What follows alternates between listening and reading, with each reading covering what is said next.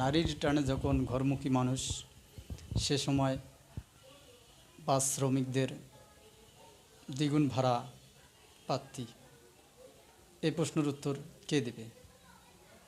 ইতিমধ্যে আপনারা জেনেছেন সেতুমন্ত্রী ও সড়কমন্ত্রী তিনি বলেছেন বাস শ্রমিক মালিকরা নির্ধারিত ভাড়ার চেয়েও কম নিতেছে। আসলে কি তাই? আপনারা কি কম দিয়েছেন? আপনারা শোনেন সাধারণ জনগণের কাছে তারা কি বলতেছে।